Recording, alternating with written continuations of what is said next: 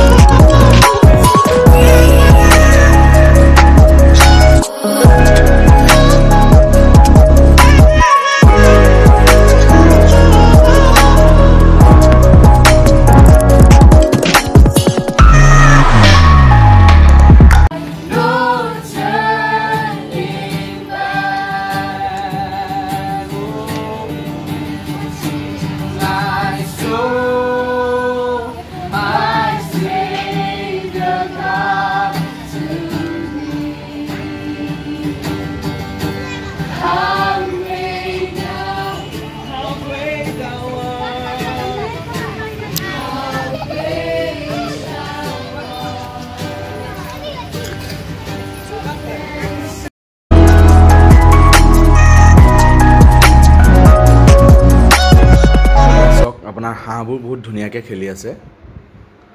হাঁহ বহুত আছে, কিন্তু কিছুমান হাঁহ ইটো পাৰে আছে। মই ফটো ভালকৈ ল'ব নোৱাৰিলোঁ ভিডিঅ'টো। হাঁহবোৰ বহুত ধুনীয়া হয় ইয়াতো।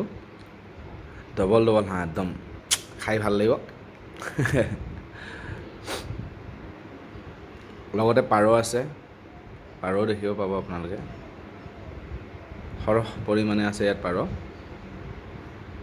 এখন পাৰ্কত যেতিয়া আপুনি বহি থাকে, পাৰখিনি যেতিয়া উৰি থাকে, দানা খাই থাকে, সেই পৰিৱেশটো বেলেগ হয়।